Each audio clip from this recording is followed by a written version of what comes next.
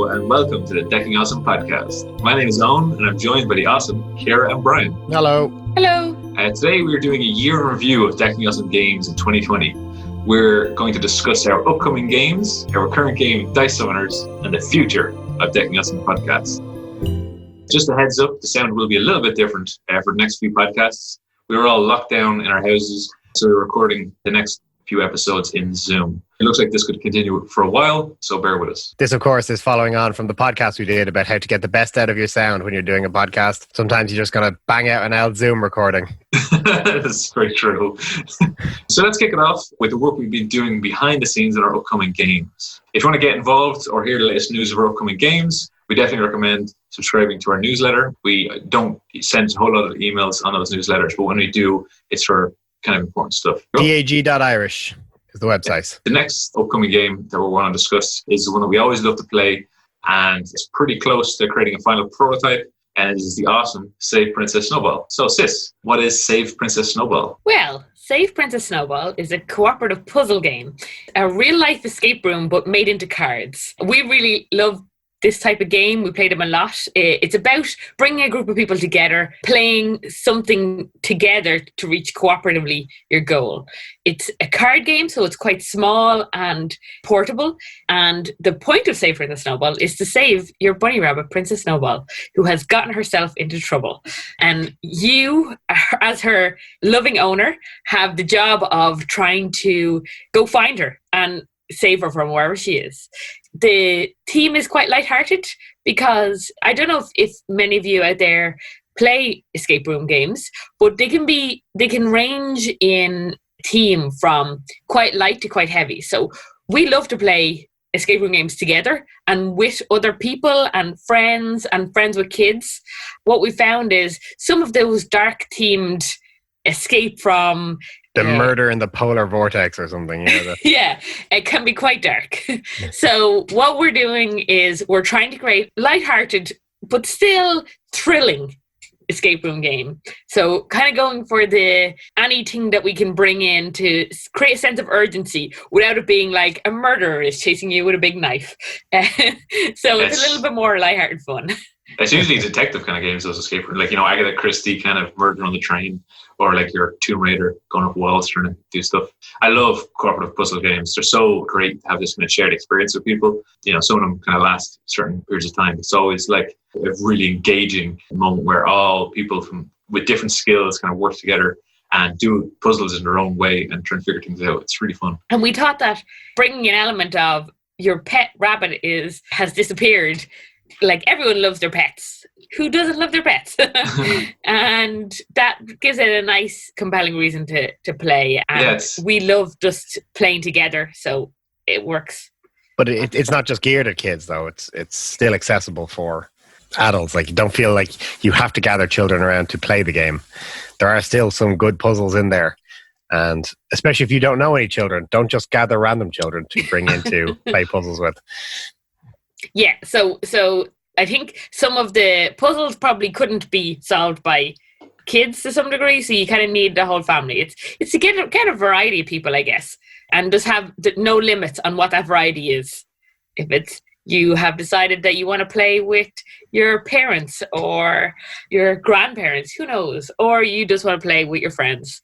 And keep an open or a game with a lot of people who don't play board games. It's also a nice board game for people who wouldn't normally play board games and people who haven't tried escape rooms. One of the big things that gets me with the little escape room games and things like that, you play it once and then you're tearing up cards and you're cutting bits and pieces out, and then the game is basically just going in the bin after you're finished playing.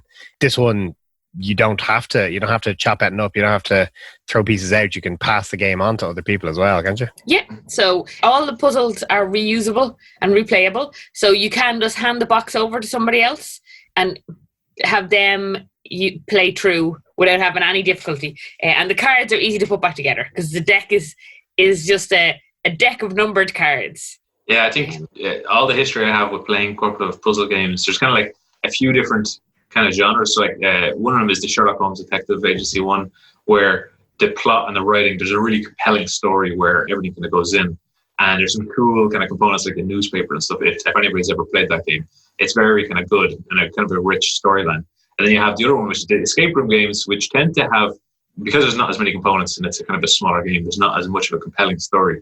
And I'm really glad when I've seen the play tested the kind of prototypes we have with Say Princess Snowball, that it has an engaging kind of story along, where you're actually caring about the characters and you're caring about the people and what's happening, as well as it being a very challenging, kind of puzzle-rich environment. Because usually with these kind of small box games, it's kind of like just a series of challenges, and then you either finish it and you don't.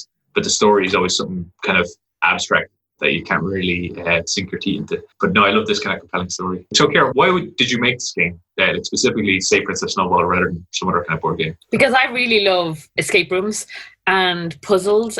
And when I'm solving puzzles in escape rooms, and that's when I'm really like wondering about how they came up with it. And so I started this out by just trying to figure out how you would make some unusual puzzles in a board game and how you would bring that in. And I think it just became, I developed it more and more. And like you said, we had played a bunch of really well-reviewed escape room in a box games, and we had a really good time, and they all had really compelling stories. And then we played a few that weren't as well reviewed, and we found that the stories were kind of choppy, and like that whole rich storytelling environment and that love of puzzles really was something I wanted to bring together. And we geocache a lot, so you'll find that like some really good geocaches in the world are like ones where you have to do physical things in your environment to get the answer, or to get the geocache itself. And that sort of stuff makes me feel like I'm a real adventurer. And then I wanted to be a hero. So that's why you have to save a bunny. Because who doesn't want to be a hero? I love it. Yeah, and what's the current state of the game? Because I know I played some versions of the game. I know recently you've kind of played other ones I haven't got a chance to see. So what's the current state? So right now we've been through quite a few prototypes. The idea behind going through so many prototypes, even though the game is quite simple in mechanics, is to find out what puzzles work and don't work. So we've been through, I think about 10 times, been over through this process, and during the pandemic had a lot of difficulty. So it slowed down a great deal the playtesting process, but we have kind of a refined prototype at this point. We've managed to bring people together willingly within support bubbles and our family groups, or at social distancing.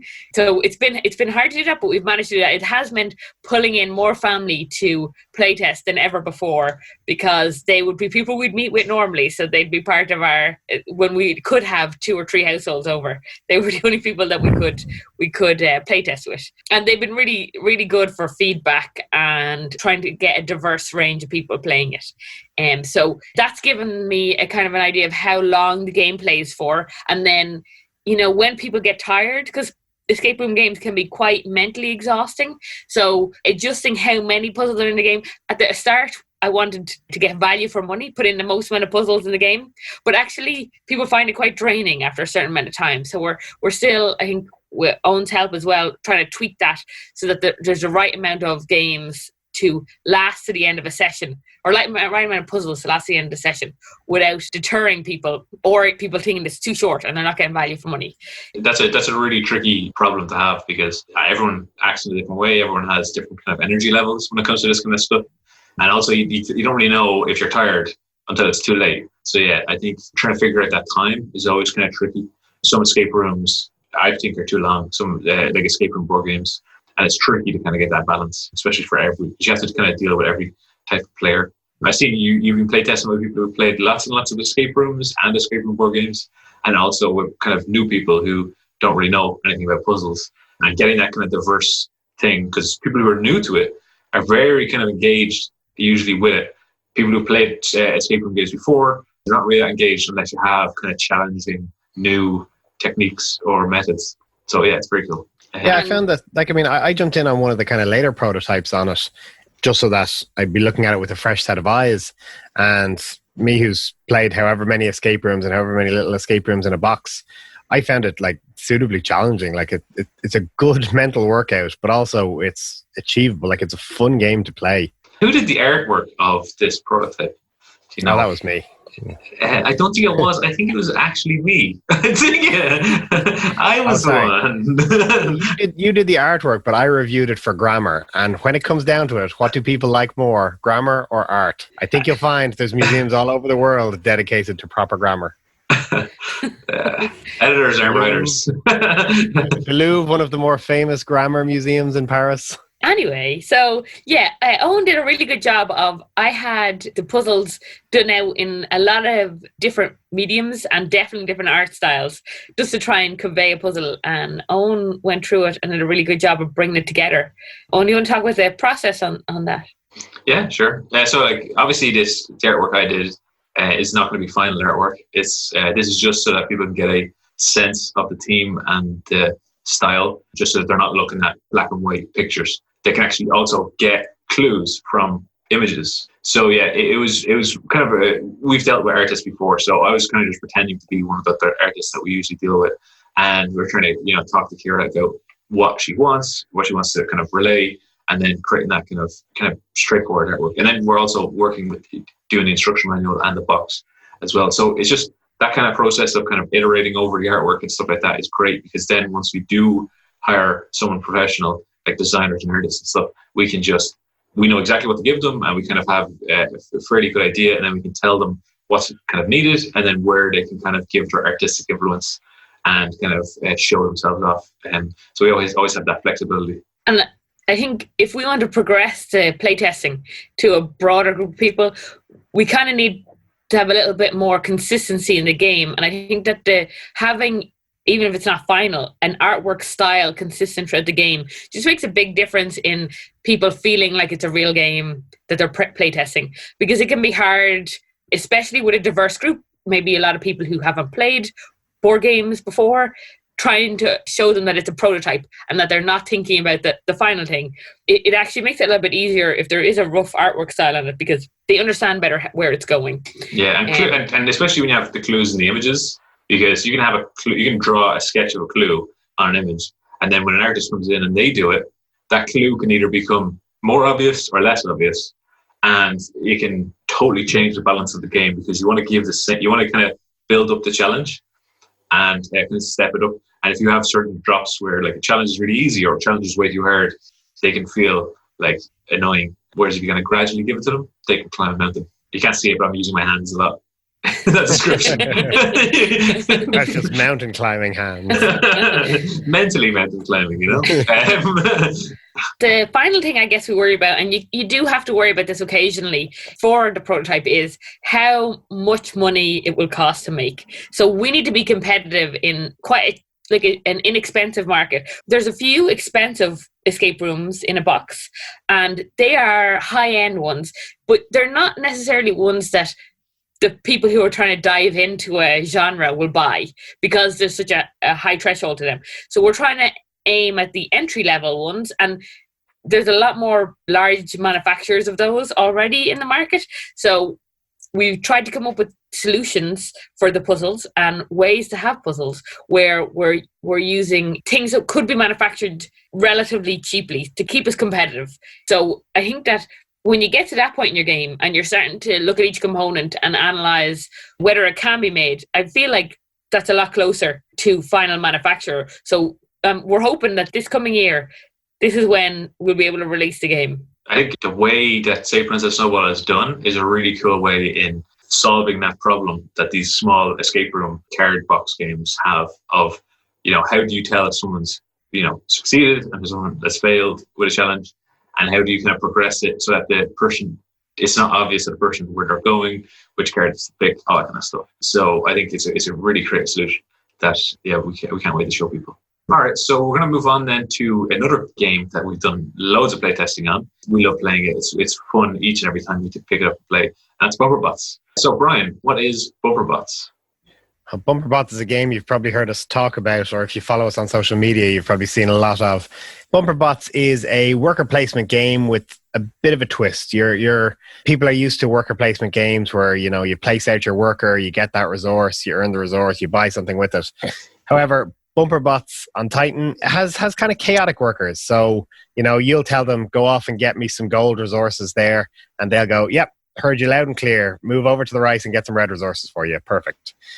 So because you're building a habitat on Titan, you've sent these little robots ahead to gather resources and build domes and everything, so that when the humans arrive, they can walk straight into this ready-built world for themselves.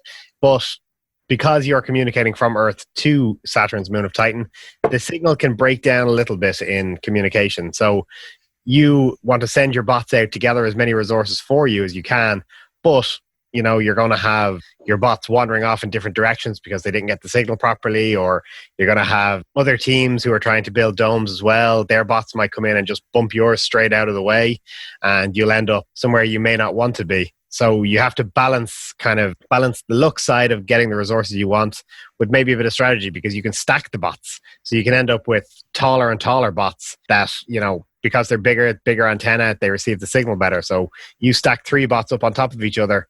They know what they're doing. They're getting the signal crystal clear from Earth. They're going and getting you resources. And because they're so big, they're not as easily bumped off. So aim of the game is to have as many domes and as many colony points as possible before time runs out and the humans come around to land and live on the world with you. But, Titan is a chaotic place itself, so you end up with changing landscapes throughout the game. So there's a storm that'll move across the board, changing the face of this planet as it goes, meaning that bots might be dragged around through different gravity wells and storms and vortexes. I mean, these might work to your disadvantage or they might work to your advantage. So if you're being pulled towards a vortex, maybe you're moving towards a better resource, so you can use it to get the best resources you can, or you may end up trying to get something good and end up having your bot completely destroyed in the vacuum of a vortex. Yeah, I think I love the idea of a chaotic worker placement. We've played lots of kind of worker placement games before where they had some sort of chaotic element to them. Some are kind of balanced, like Stone Age, where you can you're not sure how many resources you're going to get, but you're going to get something. And then other ones where it's just too kind of random. And I know just from hearing you describe it, Brian, it always sounds to me kind of too chaotic, too random. But when I played the prototypes and the playtesting of it, I always found that the balance is really good in actually trying to ensure that there is kind of some sort of randomness to how workers are placed out and what happens and the different things that players can do. But because it's all kind of balanced in a certain way, it ensures that there's no fully predictive kind of actions you can do. You're always taking a chance at something, but you're not going to totally go off the wall. So yeah, I love how kind of controlled this chaotic work placement prototype is. But I also love the fact that it's a chaotic work placement, because people don't want to play playing single player solitaire. They want this kind of interaction between players. They want this kind of not really sure if their tactic is going to work, hedge your bets kind of style of play. Yeah, I like that there's multiple tactics in the game. I think that the variety of having people who can just be completely dedicated, not deferring from collecting resources. They know they have a shopping list effectively, and they can attempt to play that style of strategy and see how far they get with the people they're playing with. And then somebody else can just be like, I just want to really thoroughly enjoy the chaotic mechanics. So I'm going to play to that style of things. I'm going to bounce around. I'm going to fight with the storm. I'm going to take on the big players. And usually a balance can work, but I just like the variety in there. Yeah, so there is a lot of, as you guys say, there's a lot of kind of chaos in the game and randomness, but there's a lot you can do to mitigate it and to improve the strategy if you want. So, I mean, you can get features to let you reroll dice. Every player can get custom bots that let them kind of control the board or control other bots. You can stack your bots up so they have a better chance of getting the resources you want.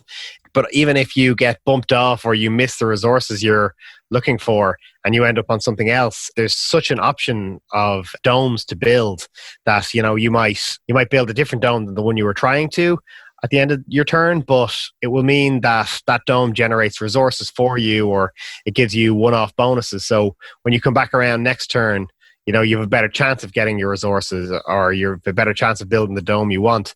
So, there is chaos, but you can twist it into strategy if you're clever enough with it. I think the whole domes add another layer to the game, which really kind of focuses it a little bit more, because your first round is very compelling. Everyone is in Titan, and they're trying to gather resources, gather stuff, and then you had this storm that's going over. It's a very kind of interesting and compelling kind of mixture between the different players. And what the domes do is they kind of add this progression to the game.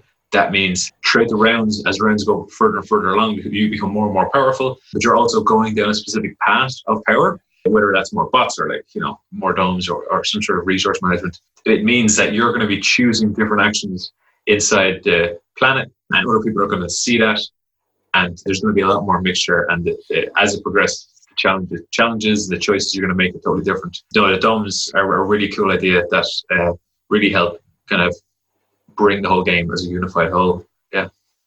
Yeah, so it adds a little bit of kind of engine building to it as well. So, you're building these domes, and the domes themselves are generating resources for you, or maybe they're generating more bots for you to place out, or maybe they're just generating points or generating vortex tokens that let you do a whole pile of extra features in the game, or maybe they're just earning end game points for you. So there's a lot of strategy built around the randomness. So, it's not just a chaotic game completely, but you are working with chaotic workers. I imagine it's like trying to make a film with children. What do they say? Don't work with children and dogs. It's really good fun. Someone once described it as a game that's really fun, but may lose you friends if you just commit your time to bumping all of your friends into vortexes. I mean, they get a bonus for it. You get the satisfaction of bumping them into vortexes. Everyone wins. Yeah, I think this is before there was the catch-up mechanism for people who got bumped into vortexes. But yeah, no, it is compelling. But you're not going to be, if someone keeps bumping you in to a vortex, you're not guaranteed to lose. There's definitely this kind of element of, still being in it and still, having different choices to make. So it's quite a big box, isn't it? So the prototype I was playing, I think it was 6 players, a whole bunch of resources, domes, and the game. So it's a big game, right? Yeah, so it's geared at the moment for a 2 to 6 player game that will probably take about an hour and a half to play. But, I mean, every player has 20 of their own little bots, and there's, however many resources in the game and everything like that. So there's lots of pieces to it, and all the cool little stackable bots and custom pieces and everything to it. I think it looks really good. Like, the artwork at the moment is still a little Excel sheety, but we haven't settled down on the final prototype yet. So I don't want to slap a coat of artwork on it and end up having to change a lot of stuff and go back and redo it all. So we're getting close to a final version of it. We're just trying out a different version of the domes, where like one is cards that the players will take for themselves, and the other is a kind of tech tree where multiple players can build, but you can't build the next level until you've built the level below it, kind of thing. So those are the two we're working with at the moment, just to see which one works best. As I'm sure, as you all know, all being stuck at home, the most difficult bit at the moment is playtesting. So getting people to safely try out these games and find out which one works, which one doesn't, is proven the biggest challenge for us at the moment. But we're still hoping to have a prototype finalized and ready to go by the start of convention season this year. I'm crossing my fingers that you can't see on a podcast. Crossing your fingers for an existence of a convention season as well. Oh yeah. Hopefully the convention season exists this year. Let's not talk about that. So stay positive. The current state of the game is quite good, because there's lots and lots of playtesting, lots of prototypes that are out there. You mentioned the fact that there is no artwork.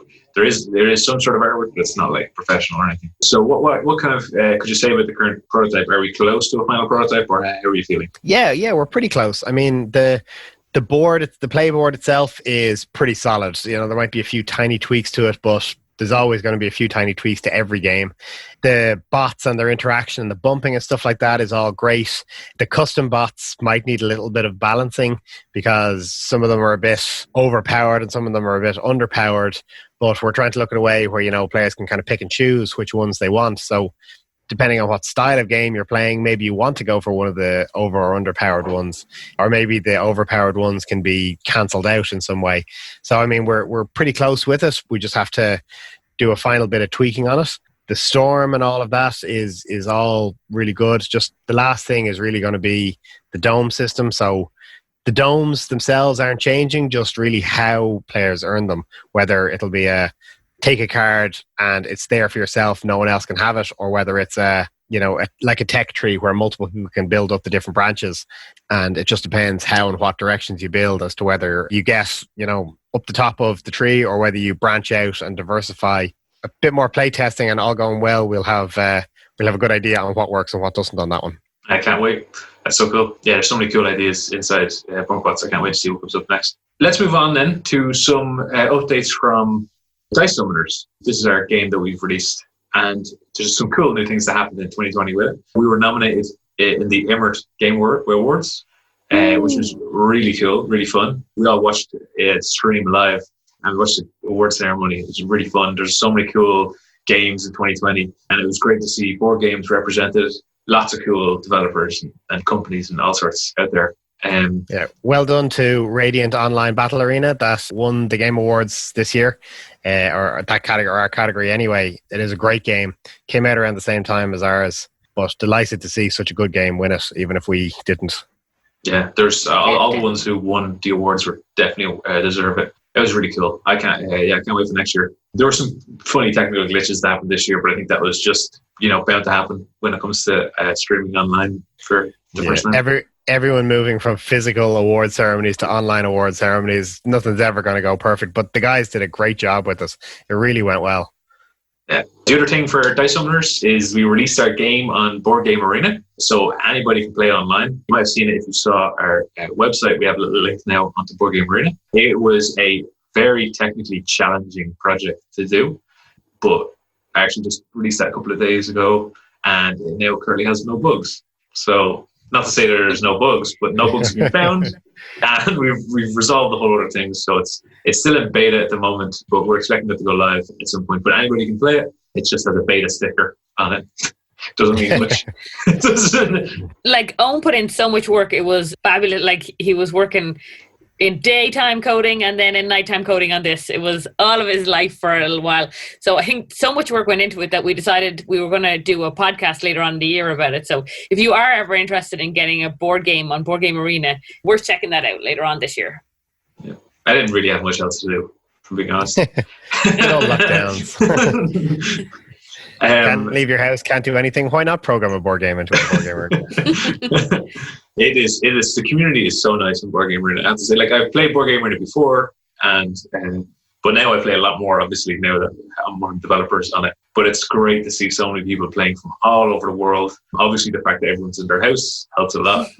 But there's massive amounts of people playing Dice Summoners. It's great to see all the numbers, all different types of languages as well, because we can't obviously translate Dice Summoners without doing language runs and manufacturing. But it's great to see, like, a Japanese language and then someone playing it in Japanese. Like, that's just awesome.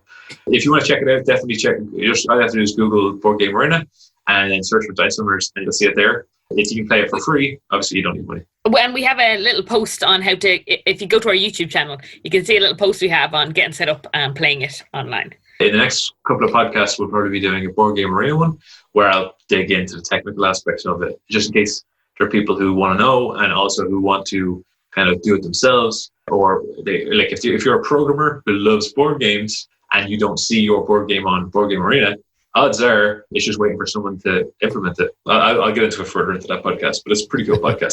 Spoilers, save some stuff for that. I'm very interested in this because it was a lot easier than I thought, but also there's a lot more differences than I thought. Really cool experience from a technical point of view. So yeah, check it out definitely and see what you think. So Owen, you have been busy for the last few years on getting this podcast up and running and doing great things here. So what kind of updates can we expect from the podcast, from Deck Podcast? We love doing I love doing this podcast. I think it's really fun. We do too. Just yeah. We're not just here against our will. Help us. No one can help you. Us to do this. Yeah, we had, because obviously there's a lot of podcasts out there, but we wanted to have this monthly one where we could show Irish board game designers and kind of talk about the community, talk about the whole process, and kind of not get more people into it, just show people what it is about it, and then help clear up things for people. We really thought it was a kind of way of helping people. And also there's cool things you wanted to be discussing, very interesting topics, and just kind of bringing everybody from all over the world to kind of see what it's like as an Irish board game designer. But we have come up with two new styles of podcasts.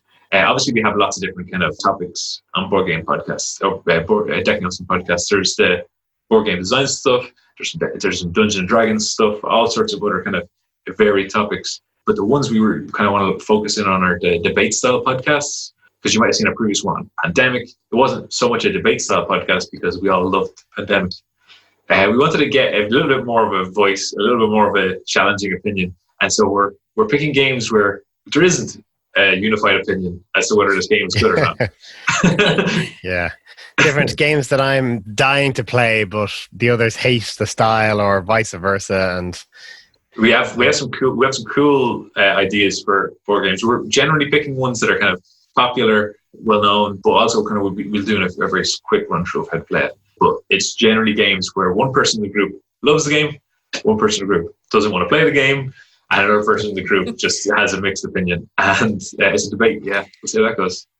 It might go terribly. This could be a horrible plan, but I think educated debate styles of like listening to people's opinion and trying to make counterpoints. There's a lot to be said for having a kind of a fair style debate. Whoa! I never agreed to fair. This, as far as I'm concerned, it's who can yell the loudest. I am going to crush this. I'm definitely louder at yelling than you.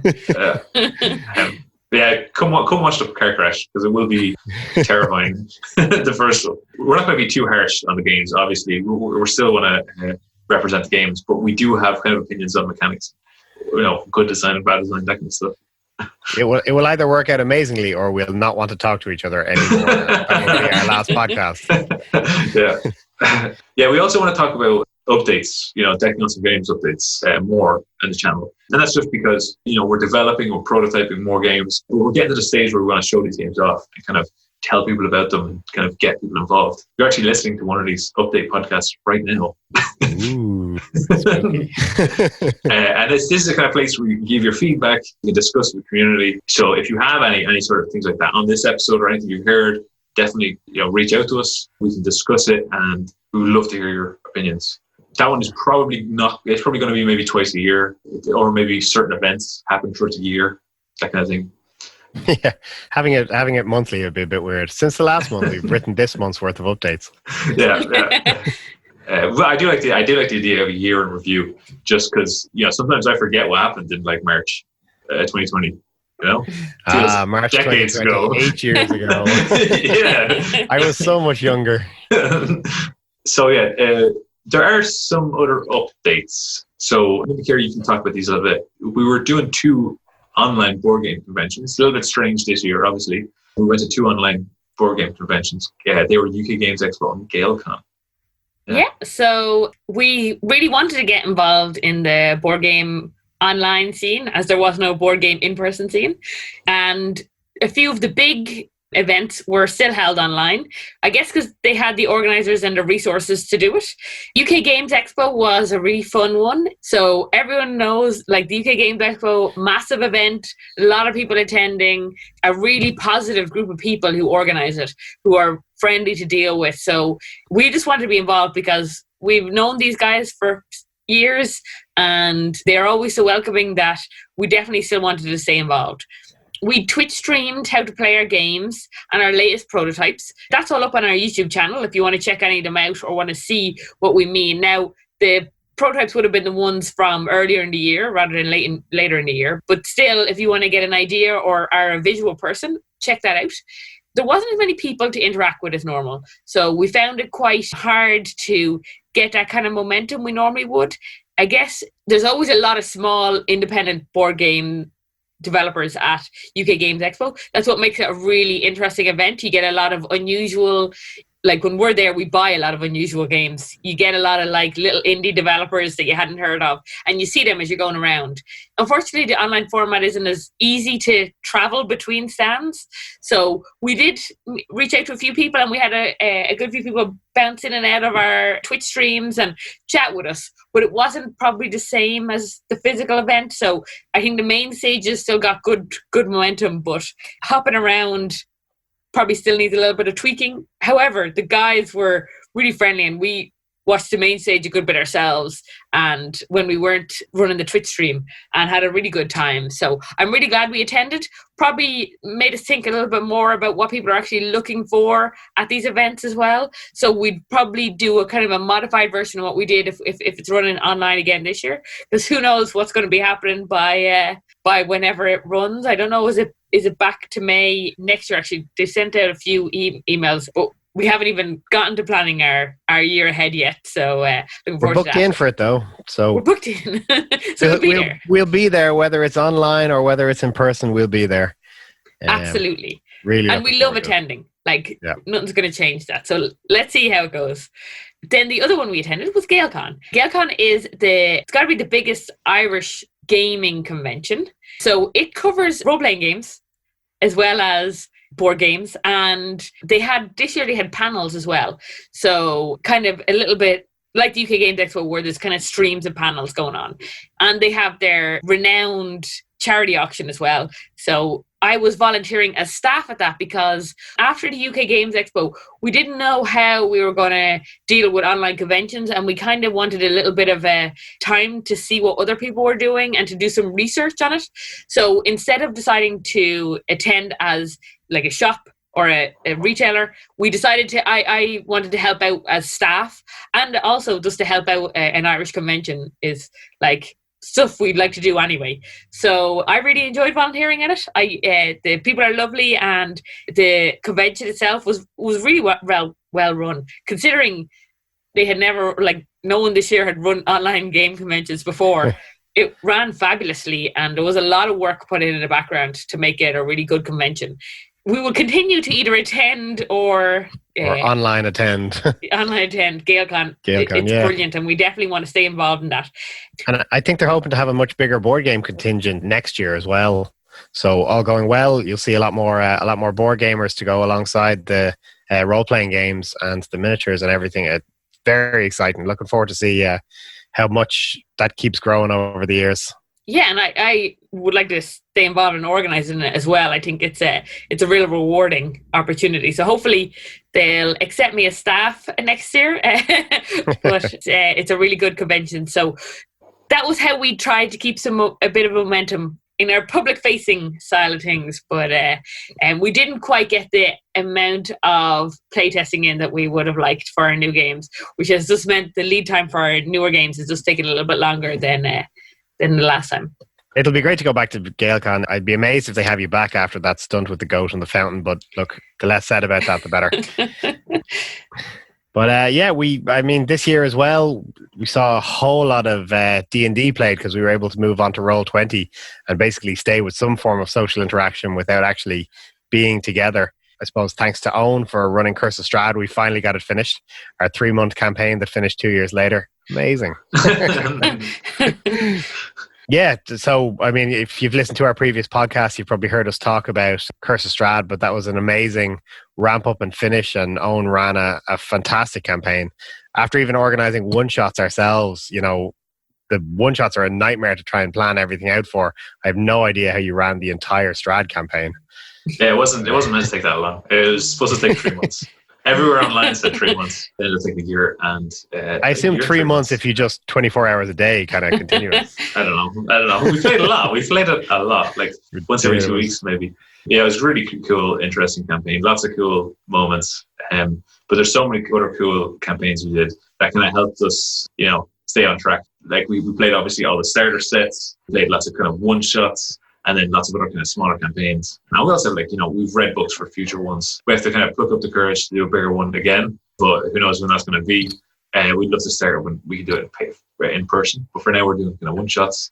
Obviously, throughout this entire time, as we've all actually DM'd, all three of us here, we've come up with ideas as to how to make the DM's life easier, how to kind of make D&D adventures easier. And we also kind of, some of us are interested in writing a lot as well, to create like long story elements that kind of bring in cool new ideas that we kind of want to see in D&D. Like the best thing about D&D is that you can take Curse of Strahd and then you can just make it your own and add in what you want.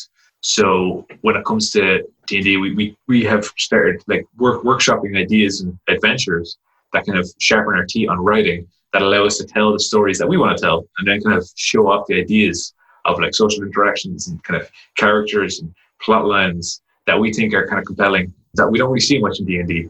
So these are obviously still workshop phase, still kind of in draft, but it's great to see like small kind of exciting adventures kind of still take place. We might see them in the future. Who knows? Yeah. And we love to tell an interesting, unique story. And for some reason, we always get the ideas in our head that we can do great ones. So keep your eyes out. They'll be amazing. So much, like a million times more than those easy D&D ones that have only been around 30 years developing. Yeah, we can crank it out in a couple of months. We got this. Curse of Jim. Curse of Brad. It's just a really annoying guy in your office who drives a Merc and tells everyone about it constantly. Oh, damn it, Brad. We also, some other updates that we had from Decking Awesome Games is we have a shout out to the graphic designer of Dice Summoners, Kate. Her company, Maker Design, won Female Entrepreneur of the Year in 2020. Which is an awesome achievement. Woo! Congratulations to Kate. Phenomenal achievement for her, especially she's been in business only a handful of years she's just gone from strength to strength to success, and Female Entrepreneur of the Year was a phenomenal achievement for her. We're delighted for her and so proud of her. So definitely go to her for all of your design needs. Probably company based rather than board game based, but amazing either way. Alright, cool. So I think lockdown has kind of been hard on everyone kind of all over the world. Maybe you're super productive, maybe not so much, but we hope your 2021 is filled with vaccines, conventions, holidays, friends, and board games. I really hope it is. I would love that. And not just in your dreams. All going well, we'll be looking forward to seeing all of you in some form of normality back at conventions and playtesting and gaming sessions and everything later this year. So stay safe out there, and if you can, try to keep yourself healthy and well. I think that our next few podcasts are going to probably be on Zoom. The Irish government seems to be saying lockdown is not ending anytime soon, so settle in for the long haul for this one. Yeah, it's just like two more podcasts maybe. That's true. Yeah. We're now recording time in podcasts. The time will fly by. Don't worry about it. All right, so that pretty much wraps it up then for a year in review for Decking Awesome Games 2020. If you enjoyed it, share it. We've been Decking Awesome Games. Thanks for listening. See ya. Thanks, guys. Bye.